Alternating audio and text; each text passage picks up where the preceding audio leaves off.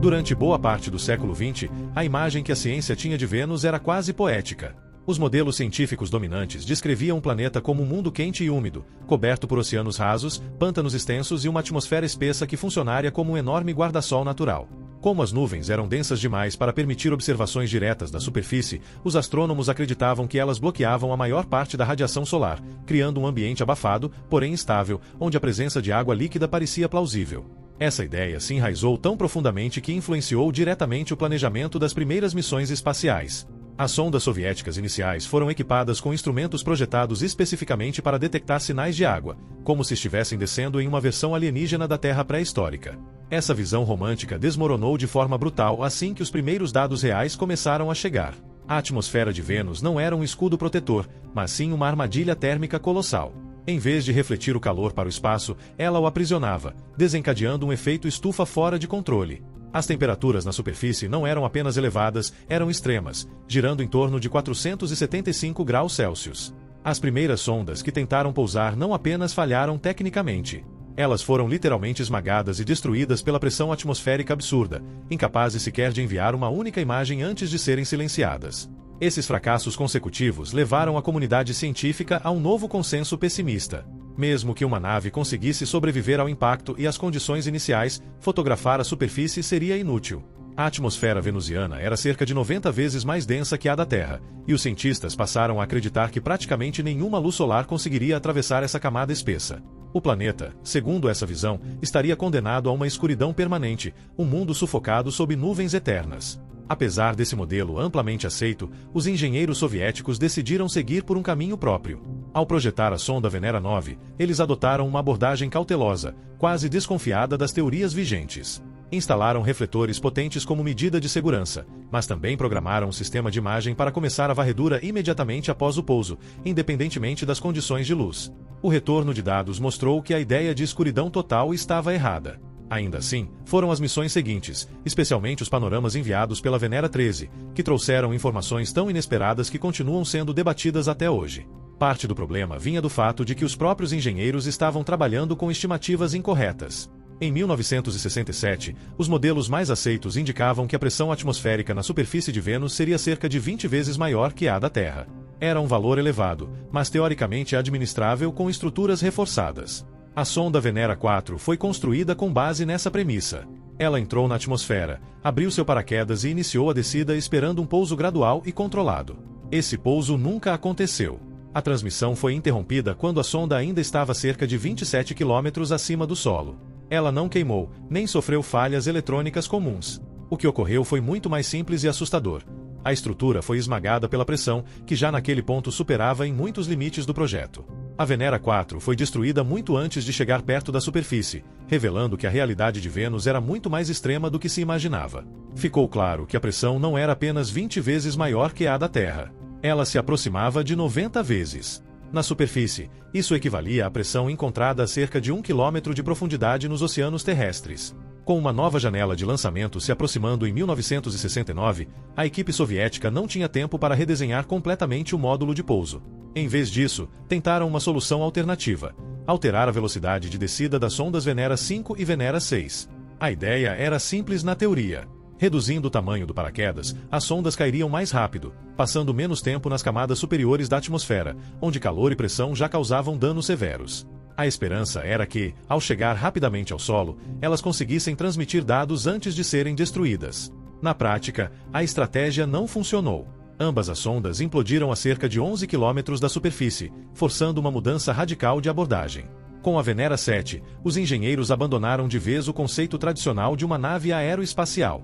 O novo projeto se assemelhava muito mais a um submarino do que a uma sonda planetária. O coração do veículo passou a ser uma esfera maciça de titânio forjado, capaz de resistir a até 180 atmosferas, o dobro do que se esperava encontrar.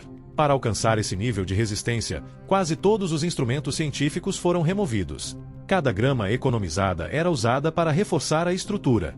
Janelas convencionais simplesmente deixaram de existir. Os painéis solares também foram descartados, substituídos por uma bateria interna pesada, mas confiável. A Venera 7 foi lançada em agosto de 1970. Durante a descida, os cabos que controlavam o paraquedas se romperam devido ao calor extremo, fazendo com que o sistema falhasse na fase final. A sonda não desceu suavemente. Ela despencou e atingiu o solo a cerca de 17 metros por segundo. No centro de controle, os dados desapareceram quase instantaneamente, e a missão foi oficialmente classificada como mais um fracasso. Foi apenas durante uma análise detalhada das gravações de rádio que algo inesperado surgiu. Um astrônomo percebeu um padrão estranho no que parecia ser apenas ruído. A sonda não havia parado de funcionar. Ela havia tombado de lado, apontando a antena para longe da Terra, mas ainda emitia sinais fracos. Ao filtrar e processar esse ruído, os cientistas conseguiram extrair 23 minutos de dados de temperatura diretamente da superfície de Vênus. Esse momento marcou um ponto de virada histórico. Pela primeira vez, uma máquina construída por humanos havia transmitido informações a partir da superfície de outro planeta. Os dados confirmaram temperaturas próximas de 475 graus Celsius e provaram que a sobrevivência, ainda que breve, era possível. Também deixaram claro que qualquer sistema de imagem enviado dali em diante precisaria ser absurdamente robusto. A Venera 7 demonstrou que uma cápsula de titânio podia suportar a pressão esmagadora de Vênus. O grande desafio seguinte passou a ser o calor. A superfície de Vênus é quente o suficiente para derreter metais como chumbo, zinco e estanho. Componentes eletrônicos comuns simplesmente não resistiriam por mais que alguns segundos. Isolar termicamente a sonda não era suficiente, pois o isolamento apenas retarda a transferência de calor. Em algum momento, o calor inevitavelmente invade o interior. Sistemas ativos de resfriamento também estavam fora de questão. Radiadores dependem de um ambiente externo mais frio para dissipar calor, e em Vênus o ar ao redor é muito mais quente que qualquer equipamento interno. A solução encontrada foi engenhosa: transformar a sonda em um reservatório térmico temporário. Antes da separação do orbitador, um fluido extremamente resfriado circulava pelo interior da cápsula, reduzindo a temperatura interna para cerca de menos 10 graus Celsius. Isso dava à sonda uma vantagem inicial, como se começasse a missão congelada, caindo em um verdadeiro forno. Para lidar com o calor acumulado durante a descida e após o pouso, os engenheiros utilizaram um material de mudança de fase. O interior foi preenchido com nitrato de lítio tridratratado, uma substância que derrete a cerca de 30 graus Celsius. Durante a fusão, esse material absorve enormes quantidades de energia sem aumentar sua própria temperatura, desviando o calor que, de outra forma, destruiria os circuitos. Esse truque térmico garantiu algo entre 50 e 60 minutos de funcionamento antes que o sistema entrasse em colapso. Cada minuto era precioso. O sistema de imagem também precisou ser reinventado. Câmeras tradicionais da época utilizavam tubos de raios catódicos, frágeis e dependentes de lentes de vidro, que não suportariam a pressão externa. Uma janela grande seria um ponto crítico de falha, capaz de causar uma implosão imediata. No lugar disso, foi criado um telefotômetro, um sistema mecânico de varredura em vez de uma câmera convencional. Ele permanecia protegido dentro da esfera de titânio e observava o exterior por meio de uma pequena janela cilíndrica de quartzo, grossa o suficiente para resistir à pressão. Um espelho interno se movia lentamente, captando a luz de um único ponto por vez e direcionando-a para um sensor, que media apenas a intensidade luminosa. Esses dados eram enviados à Terra como uma sequência de números. Não havia vídeo, nem imagens instantâneas. Computadores reconstruíam a cena linha por linha. O processo era lento e arriscado. Se a sonda superaquecesse antes do término da varredura, a imagem ficaria incompleta. Os engenheiros aceitaram essa limitação, apostando que um sistema simples e mecânico teria mais chances de sobreviver do que uma eletrônica sofisticada. Em outubro de 1975, a Venera 9 conseguiu pousar e transmitir dados por cerca de 50 minutos. Ela tocou o solo em uma encosta inclinada, com aproximadamente 20 graus de declive. A expectativa era de escuridão quase total, e por isso a sonda levava potentes refletores para iluminar o terreno. Assim que a tampa da lente foi ejetada, os sensores detectaram luz ambiente suficiente. Os refletores sequer precisaram ser ligados. A iluminação na superfície era comparável a um dia nublado de verão. A atmosfera espessa espalhava a luz solar de forma uniforme, criando uma claridade difusa, sem sombras duras, mas perfeitamente adequada para o telefotômetro. Conforme a varredura avançava, os cientistas perceberam que algo estava profundamente errado com suas previsões anteriores. Em vez de um deserto liso ou coberto por areia fina, a imagem revelou rochas grandes, angulares e com bordas afiadas. Isso indicava uma superfície geologicamente jovem, pouco afetada por erosão. Também sugeria que os ventos próximos ao solo eram surpreendentemente fracos. Não havia sinais de poeira suspensa ou neblina. O horizonte era visível, e o terreno parecia composto por detritos tectônicos, possivelmente deslocados pelo próprio pouso ou por atividade geológica recente. Poucos dias depois, outra sonda pousou a mais de 2.000 quilômetros de distância e operou por mais de uma hora. O cenário era completamente diferente. O solo era mais antigo, plano e coberto por placas lisas que lembravam fluxos de magma solidificado. Essa diferença confirmou que Vênus não era um mundo uniforme e morto, mas um planeta com regiões distintas, planícies, encostas e formações complexas. Ainda assim, uma das descobertas mais impactantes foi a presença de luz natural. O fato de a radiação solar conseguir atravessar uma atmosfera tão densa contradizia décadas de previsões. Essas primeiras imagens em preto e branco representaram o primeiro contato visual direto com a superfície de outro planeta. Mas havia uma limitação evidente. Sem cor, era impossível compreender plenamente a composição química daquele mundo. Em 1982, com o lançamento das missões Venera 13 e 14, o programa soviético atingiu seu auge. As novas sondas eram mais pesadas, mais sofisticadas e carregavam instrumentos capazes de ir além da simples sobrevivência. O objetivo agora era analisar o solo, a atmosfera e, finalmente, revelar a aparência real de Vênus. A Venera 13 pousou em março de 1982 e estabeleceu um novo recorde, operando por 127 minutos. Seu sistema de imagem utilizava filtros vermelho, verde e azul, realizando múltiplas varreduras da mesma cena. Esses dados foram combinados na Terra para formar imagens coloridas. Quando os cientistas viram o resultado, ficou claro que aquele mundo rochoso era ainda mais estranho e fascinante do que qualquer modelo havia previsto. As imagens em cores mudaram tudo. Elas revelaram um cenário mergulhado em um tom laranja profundo, opressivo e onipresente. Não havia contraste cromático algum. As rochas tinham a mesma tonalidade do céu. O horizonte se dissolvia na mesma cor. Tudo parecia mergulhado em um filtro único, quase monocromático. Isso não foi causado por defeito técnico nem por erro de calibração. Era física pura. A atmosfera de Vênus funciona como um filtro gigantesco, tão espesso que altera completamente a luz antes que ela toque o solo. À medida que a luz solar atravessa as camadas densas de nuvens, os comprimentos de onda azuis e verdes são absorvidos quase por completo. Apenas as faixas vermelhas e alaranjadas conseguem chegar à superfície. Para comprovar isso de forma inequívoca, os engenheiros incluíram no enquadramento da câmera uma placa de calibração de cores. Nela havia faixas pintadas de branco, vermelho, verde e azul. Quando a imagem chegou à Terra, o resultado foi definitivo. A faixa branca apareceu alaranjada e a azul quase desapareceu, tornando-se praticamente preta. Isso significava algo ainda mais profundo. Um ser humano em Vênus não enxergaria cores como na Terra. O cérebro não conseguiria corrigir a cena, porque não existiria luz branca suficiente para servir de referência. O mundo seria percebido como uma fotografia antiga em tom sépia, constante e inescapável. Mas a Venera 13 não revolucionou apenas a visão. Ela também foi pioneira em algo totalmente inesperado: o som. A sonda levava a bordo um microfone Groza 2, projetado originalmente para detectar atividade sísmica e descargas elétricas atmosféricas. No entanto, ele também funcionava como um gravador de áudio convencional. Pela primeira vez, sons de outro planeta foram capturados. O registro revelou dois tipos principais de ruído. O primeiro era o vento.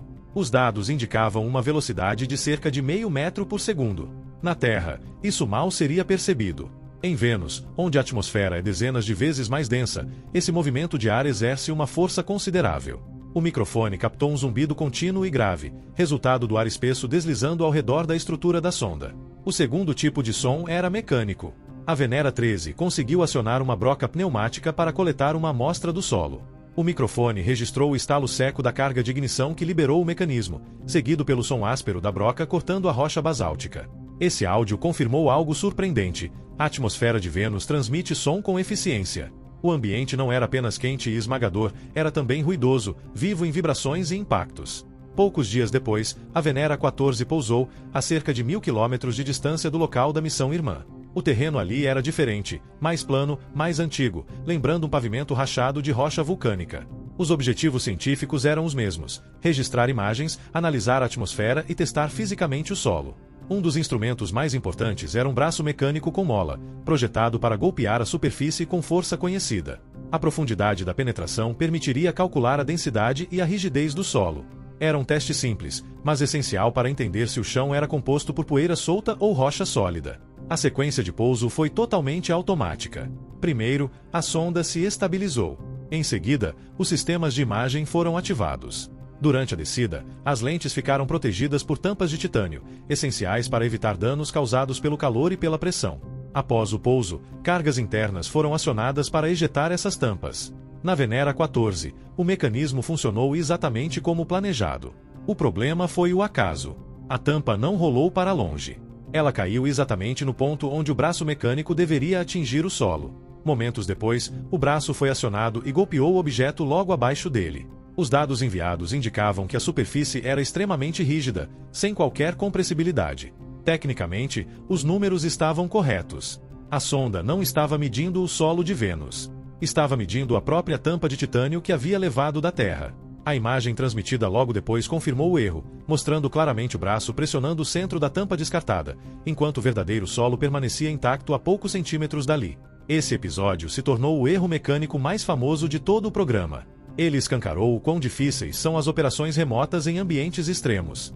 Os engenheiros venceram o vácuo do espaço, a entrada atmosférica e o pouso em um dos ambientes mais hostis do Sistema Solar, apenas para serem derrotados por um detalhe trivial de sua própria engenharia. Por décadas, os dados dessas missões ficaram guardados em arquivos. O consenso científico permaneceu firme: Vênus era um planeta estéril. A combinação de temperatura e pressão parecia tornar qualquer forma de química orgânica inviável. Até que, em 2012, um pesquisador chamado Leonid Xanfomality publicou um estudo que reacendeu o debate. Ele não era um outsider. Participará diretamente do programa soviético original. Usando técnicas modernas de processamento digital, decidiu reexaminar as sequências panorâmicas da Venera 13. Seu foco não estava em uma imagem isolada, mas na progressão temporal. As câmeras não tiravam fotos únicas, elas escaneavam a cena repetidamente ao longo do tempo. Ao alinhar essas varreduras, ele procurou mudanças sutis entre os quadros. E encontrou. Identificou objetos que pareciam surgir, mudar de posição e desaparecer. O mais famoso foi apelidado de Escorpião. Em imagens iniciais, o local estava vazio. Alguns minutos depois, surgia uma forma com cerca de 15 centímetros, com algo que lembrava um corpo central e uma extensão curva. Em varreduras posteriores, o objeto não estava mais ali. Outro elemento foi chamado de aba negra, uma estrutura que parecia alterar sua forma e posição. Xanfomality sugeriu que esses objetos emergiam, se modificavam e desapareciam, levantando a hipótese de formas de vida baseadas em uma química exótica, diferente de tudo que conhecemos na Terra. A reação da comunidade científica foi imediata e amplamente crítica. Pesquisadores da NASA e especialistas russos apresentaram explicações alternativas.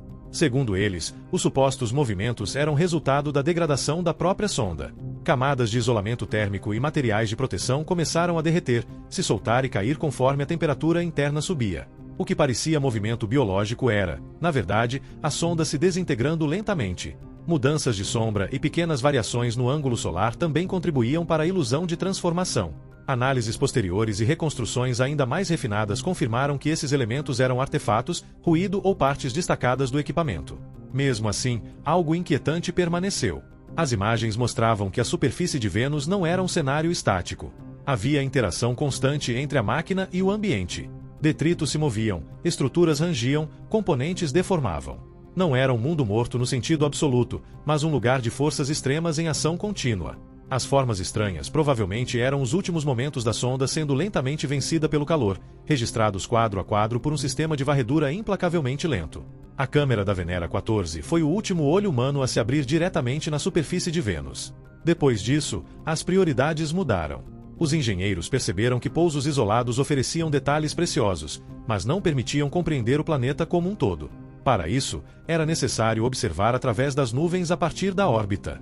As missões Venera 15 e 16, lançadas em 1983, levaram radares de abertura sintética capazes de mapear o relevo.